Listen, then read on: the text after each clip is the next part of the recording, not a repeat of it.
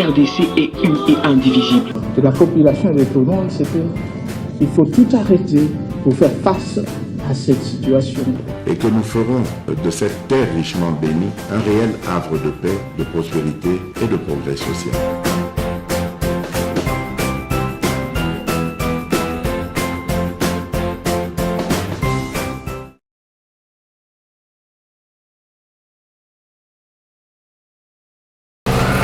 Badiano eyo kaneza tango grandissait no kanezo ya Badiano tout ça. Merci beaucoup na bande konyoso bozolanda biso toyena mkabes officiel format ya sika bo mesana na biso je crois toujours changer plateau valdia bisinga photo changer ba plateau nous soko megolo komi ya ba format ko fanda forme mususu. Donc, beaucoup de messages nango na ba diversité à ba émission toujours ça là. Notre souci c'est de vous servir. Merci na bande konyonso bazolanda bisona Lodja et pas Lambert Mende ou Malanga, l'homme au verbe facile, Chaco national. Merci beaucoup. Merci na bande ko bozolanda bisona niveau ya Katakokombe. Merci beaucoup. Merci surtout na Zolinga.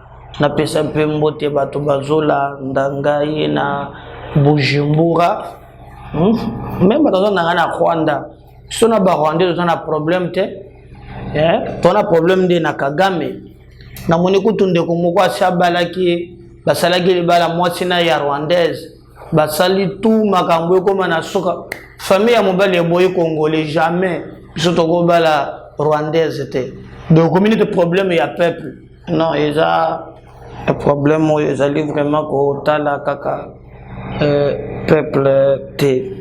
Alors nous avons les solo pe bande konangai na actualité où ils allaient dominer en République démocratique du Congo na ba fait oyo ils allaient sur place. Je crois que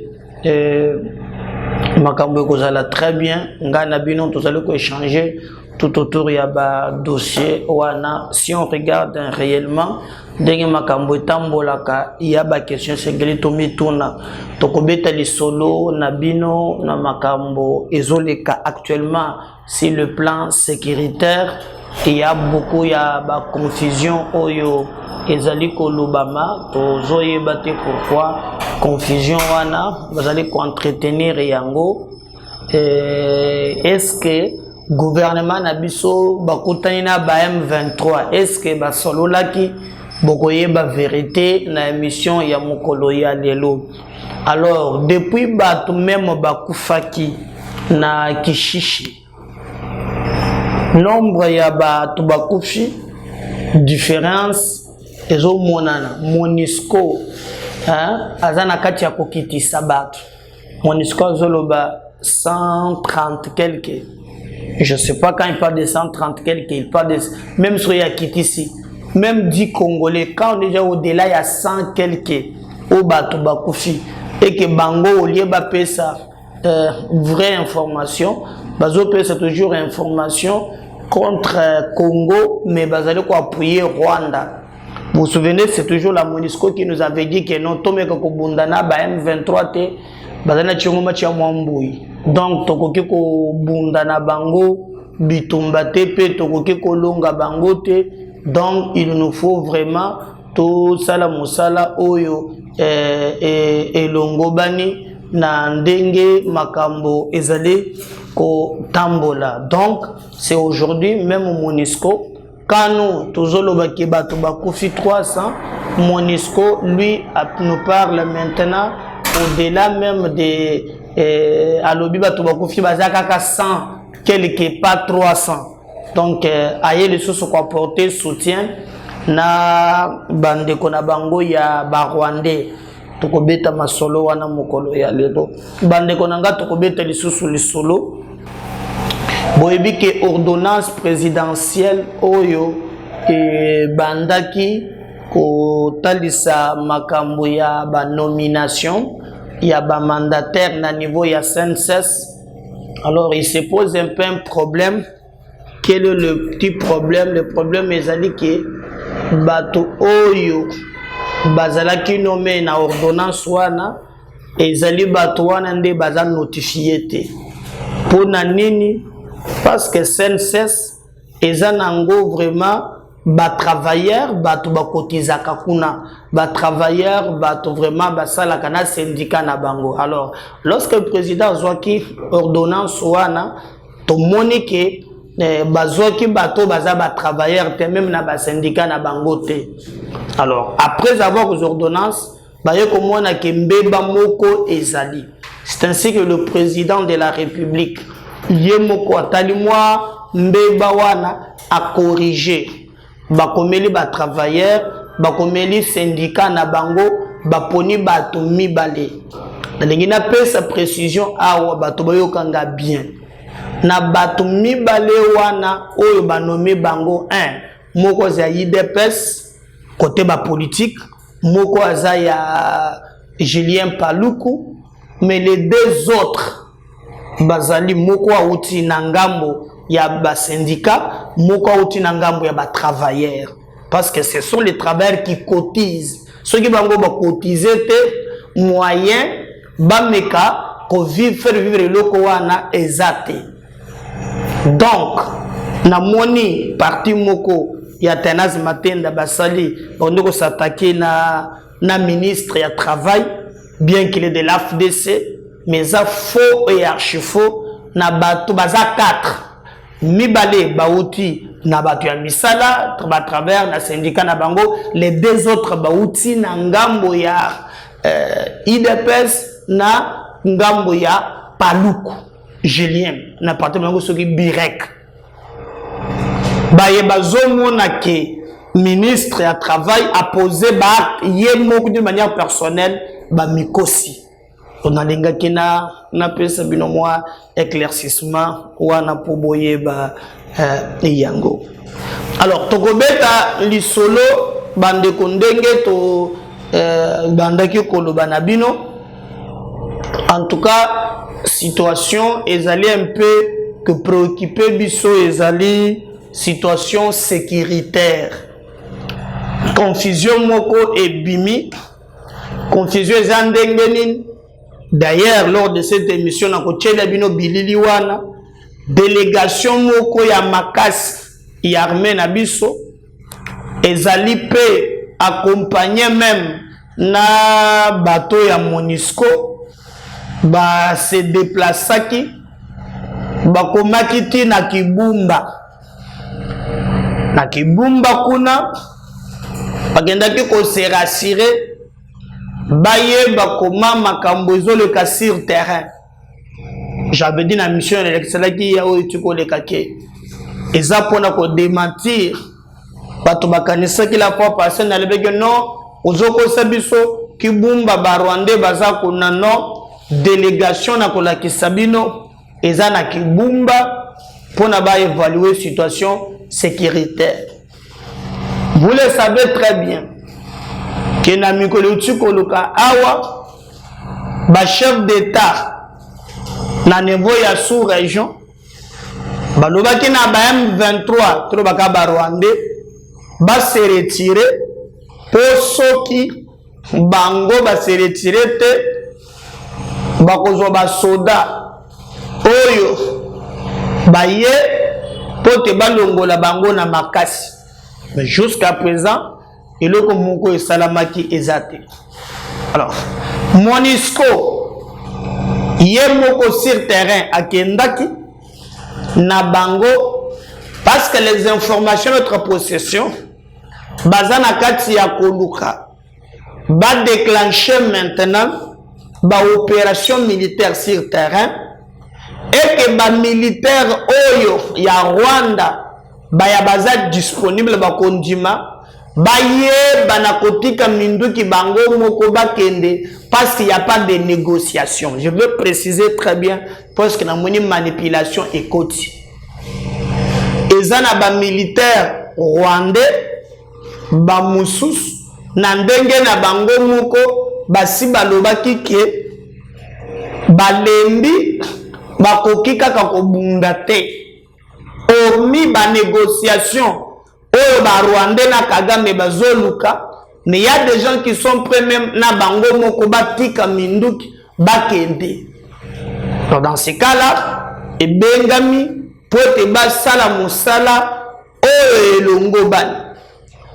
Mais na moni ba M23 babalusi dossier comme d'habitude bazalaka fort na ko jouer na ba mot sur le plan communicationnel pour na ko ba esprit faible bamoni ke suka na bango ezoya et que bayebi très bien position ya gouvernement au Tshisekedi alobaki même na congrès que pas de négociation avec les terroristes bango basali communiquer fait à dessein pour na kolobaki non bango ba M23 bazo sepela ndenge bakotanaki na gouvernement basolola boye na boye pour kala mingi te cette escroc de Wilingoma autuke baso makambo mususu ndenge nini bazalaki na Afrique du Sud ndenge baye awa il raconte des bêtises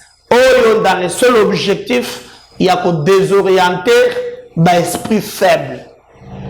Mais bon retenir que nos forces armées basent sur place qu'on a na Kibumba pour évaluer la situation. Et la MONUSCO, je ne crois pas à la sincérité naïe, mais il y a aussi un mécanisme de vérification il y a sous-région. Vous voyez que le Tondo la fois passée que Tango Rwanda lobi que non Congo a soutenir FDLR yemoko alobaki que non balakisa bango esika nini FDLR abatamaki bango pe bazawana. Alors le lot s'entend suka na bango koya ba créer diversion oh non ndenge zawana bango bakutani na gouvernement ba solo là et j'ai vu les gens qui ne vérifient jamais l'info bandi ko relier yango.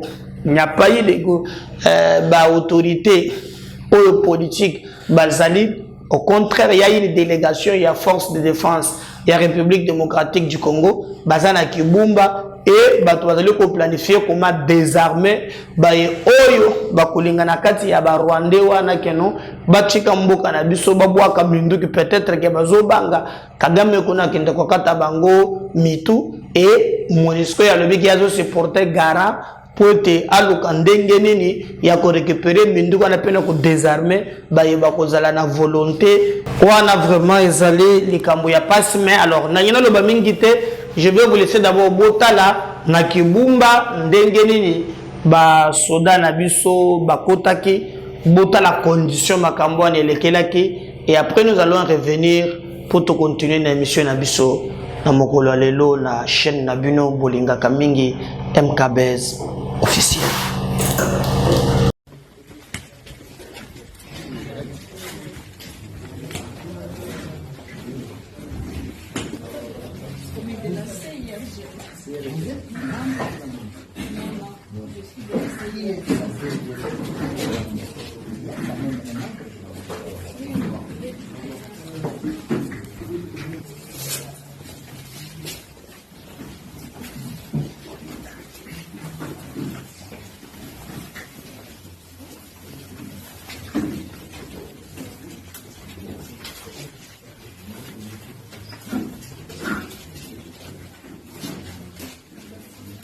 Okay, I hope let us start one meeting, please.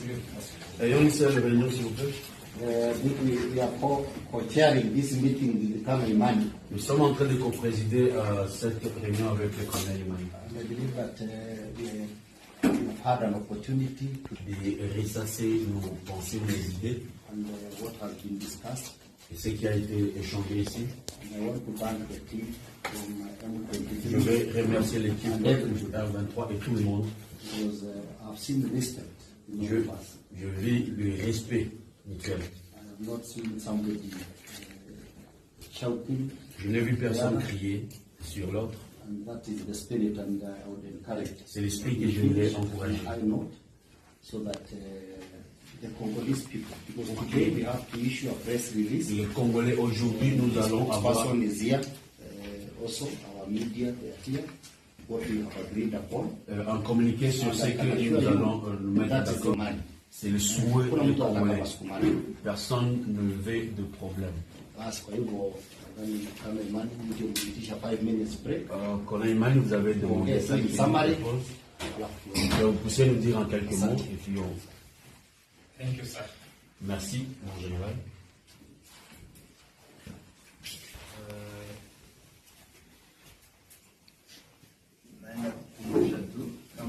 I'll just elect.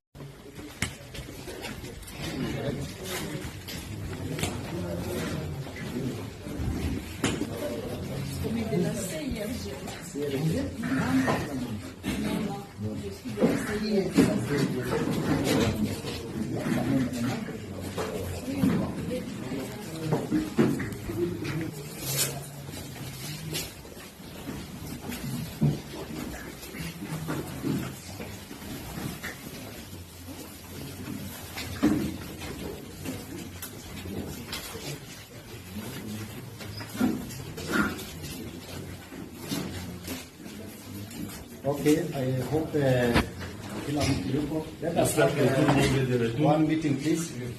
Ayons une seule réunion, s'il vous plaît. We are co-chairing this meeting with Kama Imani. Nous sommes en train de co-présider cette réunion avec le colonel Imani. And I believe that we have had an opportunity to De ressasser nos pensées, nos idées and what has been discussed. et ce qui a été échangé ici. And I want to thank the team from Je M23 vais remercier l'équipe du R23 et tout le monde.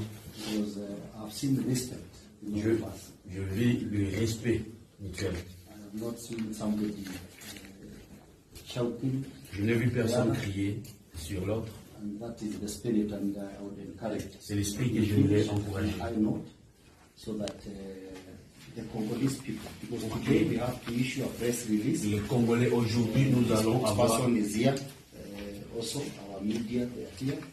What we have agreed upon. un communiqué sur ce que nous allons nous mettre That is the d'accord. money. C'est le souhait Kuna des mtu anataka Congolais. masukumani.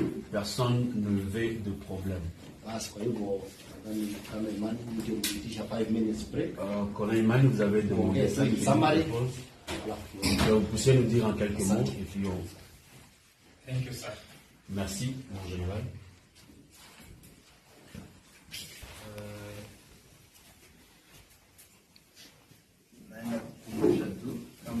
I'll just elect.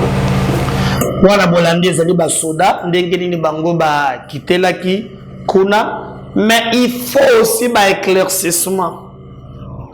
Porte-parole ya gouvernement meki koloba mpona kopesa mwa éclaircissement parce que zana ba zone d'ombre mingi oyo badongolo miso bazolinga bacréer. Alors Patrick Mouya ya bien que na ebandeli wana akomi pe en anglais betu mo anglais makasi biloko bangisaka ba congolais yango wana vieux oyo bien anglais vieux le espagnol vieux le latin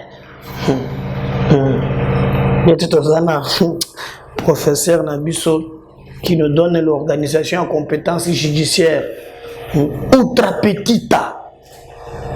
Donc nous devons les juges,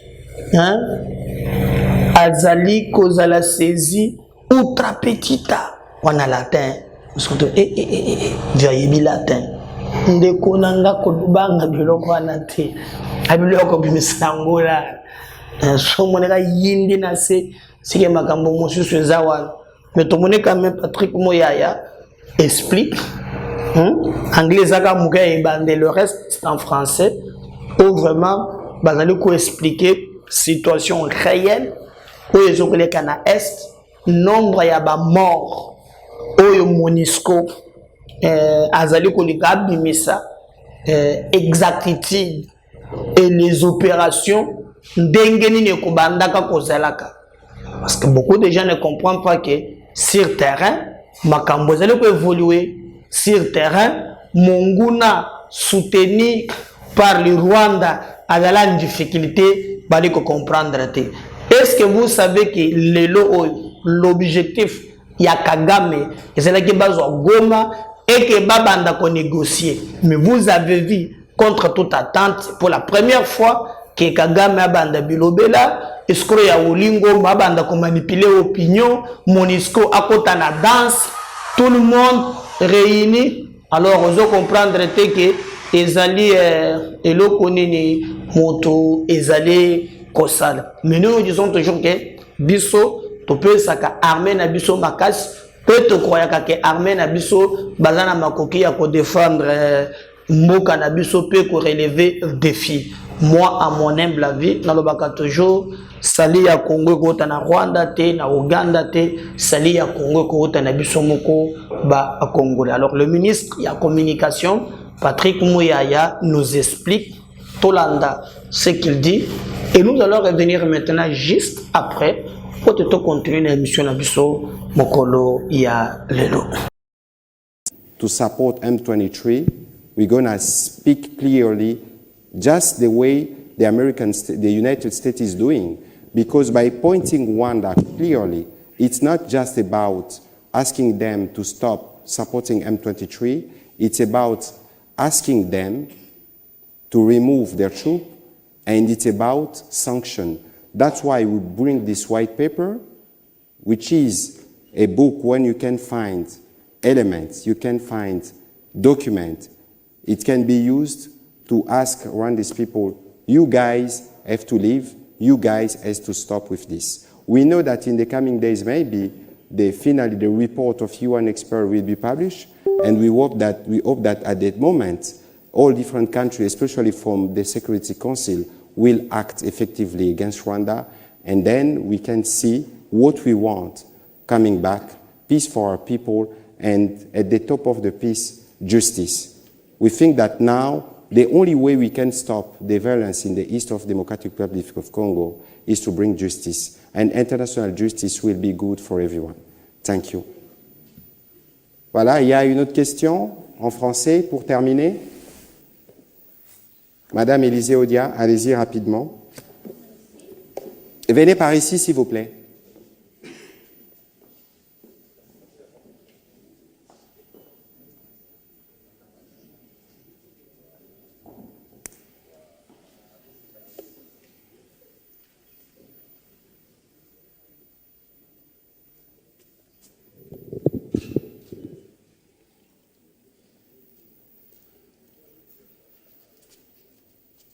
Merci beaucoup, monsieur le porte-parole du gouvernement, pour la parole. Rapidement, quelques questions. Déjà, la réaction du gouvernement par rapport aux sanctions de l'Union européenne sur les personnalités congolaises impliquées notamment dans la situation sécuritaire dans la partie est du pays.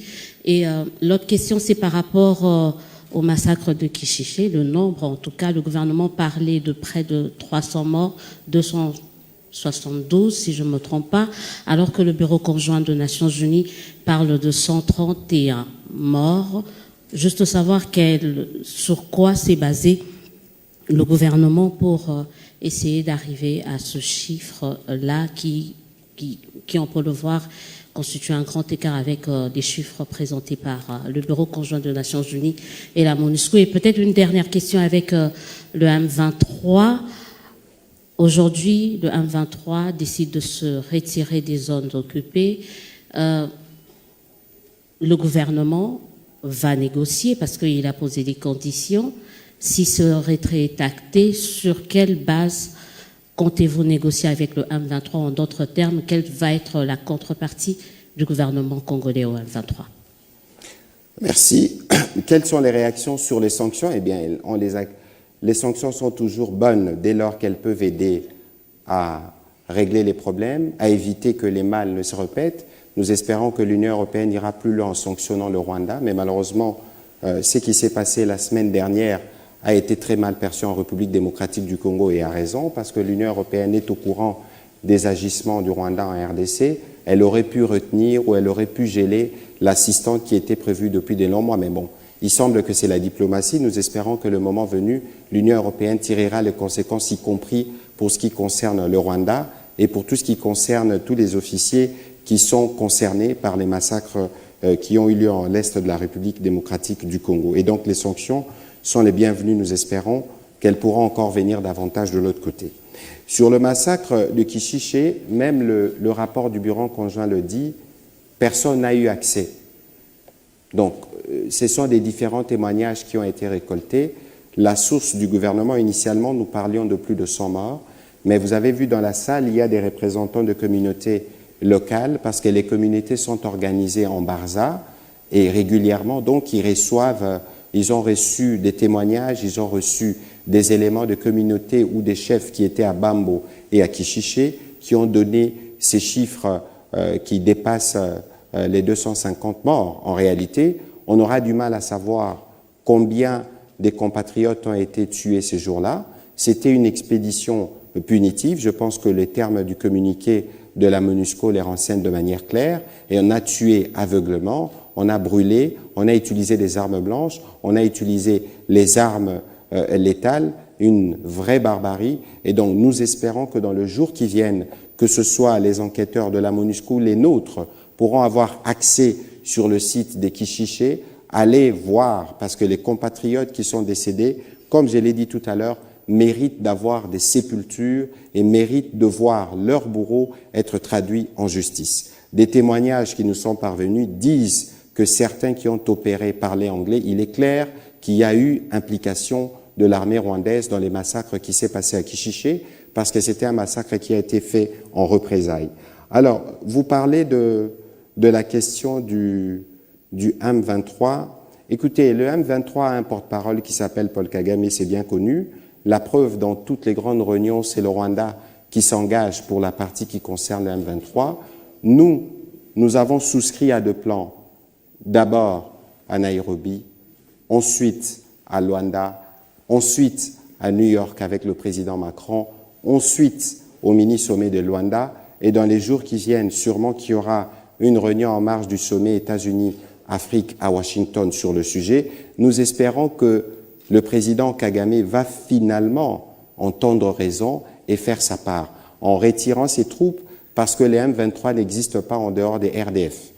Vous savez que nos vaillants soldats avaient défait les M23 en 2013. On ne peut pas se reconstituer si vite et avoir des armes qui impressionnent même le secrétaire général des Nations Unies. Il a dit lui-même, et nous pensons que, en tout cas dans les jours qui viennent, comme les langues commencent à se délier, dès que les rapports des experts des Nations Unies sortira, il y aura une pression plus forte et des sanctions sur le Rwanda, parce qu'après les sanctions, pour nous, il faut que la justice se fasse pour les victimes et pour que plus jamais violence ne se répète dans l'Est de la République démocratique du Congo.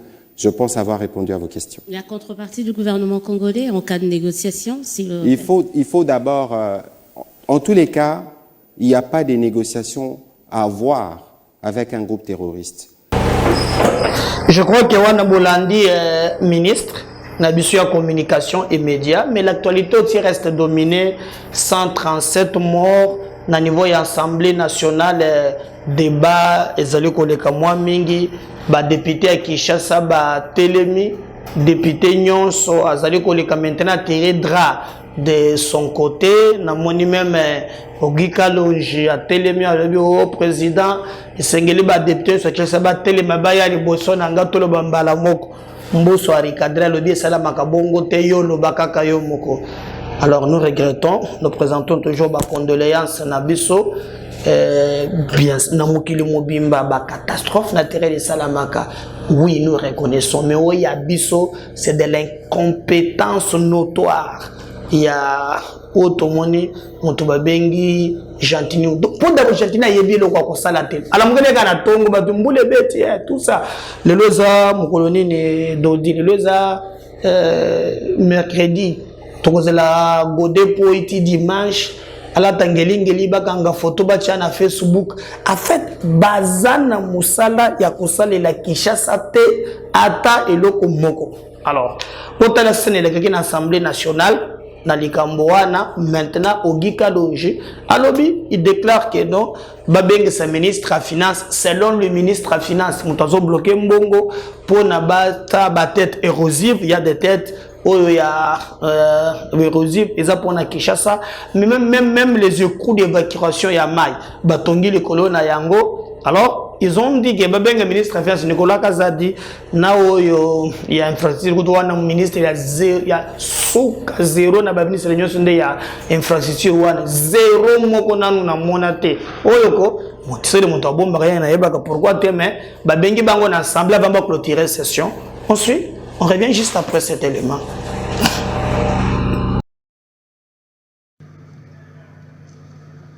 Merci, honorable président. Honorable président, na Lingina Senga, avec votre permission, si les collègues de Kinshasa pouvaient me rejoindre ici, s'il vous plaît. Oh, yo moko loba. Bako Bango bazala kaka, comme ça, parce que tolingi tolo. Loba yo moko. Loba yo moko. Salamaka bongo te. Merci, honorable président, pour la parole. Et lo kotolingi toloba, honorable président, etalimbula o ebeti lelo. Bakinois Bakoufi Ebele, plus de 100 jusque-là, les bilans provisoires. Honorable président, tozo mitou na soki photo banda kosala ba déclaration, il faut to banda komema ba cercueil, ou bien il faut kaka tozo akanda parce que c'est inacceptable. Programme Moko et Salamaki à lutte anti-érosive, ça fait plus de 5 mois que ce programme, selon ma information, Nabiso, est à la table, il y a ministre, il y a finance. Mbongo ezo bimate, lelo mboka tozali ko enregistrer plus de 100 morts. Honorable président, tozo mituna, mbongo yo ministre à finance, azoboya, kopesa po basala ba érosion. Ezali mbongo ya ye to eza mbongo ya ba congolais oyo lelo bakufu plus de 100. Honorable président, tokoki jamais kondima makambo boy. Bakolo ba député bazo salate alors que ba député to sali musala na biso et keye pas ministre ya finance, ministre des finances azo bloqué mbongo. Azo bloqué yango pourquoi? Honorable président, chaque fois que bayi politique bayi baka, okoyoka kaka bayibi 50 millions, bayibi 100 millions. Mais ce que le peuple demande pour bâtir sa érosion, c'est parfois 1 million, parfois 500 000. Cet argent ne sort pas. Pourquoi? Honorable président, avec tout le respect que nous avons pour vous, Toko Senga na yo lobby avant Tokanga président, Tomo na ministre ya finance awa, na ministre ya infrastructure, qu'ils viennent nous expliquer, ça c'est les morts de trop. On ne peut pas aller en vacances parlementaires comme ça. Peuple abakokende koloba ba député, alors que les vrais responsables sont quelque part. Honorable président, je pense que Oyo Kelakabiso, il est temps vraiment que l'obito kanga session T, que les deux ministres viennent nous expliquer qu'est-ce qui se passe. Toko lingate to banda kokende kokunda bibembe sans comprendre pourquoi batu bakufi na niveau Oyo. Je vous remercie. Merci. Honorable député, chers collègues, il y a effectivement une pluie torrentielle qui s'est abattue sur la ville de Kinshasa. Et il y a eu des morts et des dégâts matériels importants. Les premiers ministres est en visite sur le terrain pour aller consoler, évaluer les dégâts. Donc, nous attendons cette évaluation et le Premier ministre a déjà pris la décision d'assister les familles éprouvées. À notre niveau, je vous demande tout simplement, en mémoire des compatriotes décédés de cette pluie torrentielle, je vous prie d'observer 1 minute de silence en leur mémoire. Merci.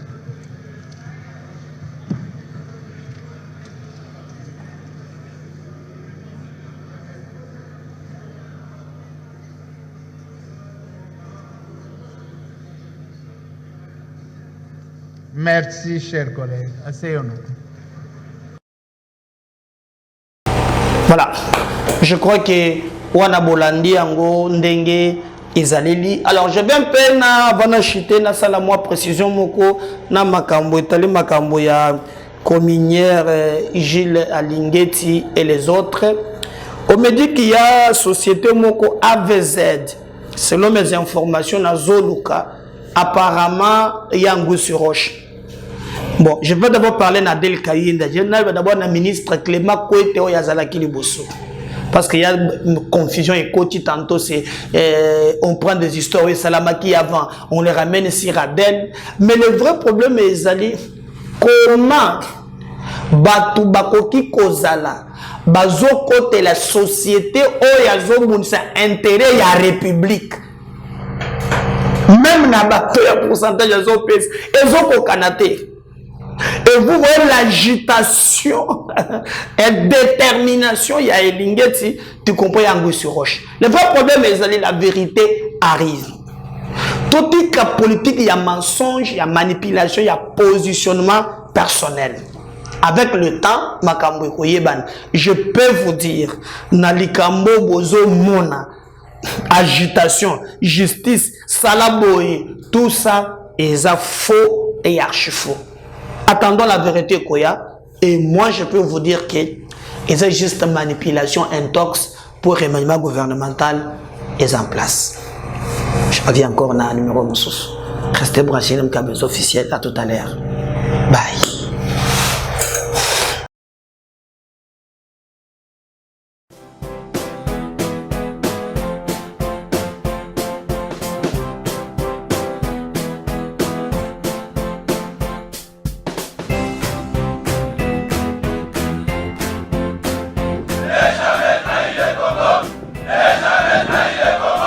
La RDC est une et indivisible. De la population et de tout le monde, c'est qu'il faut tout arrêter pour faire face à cette situation.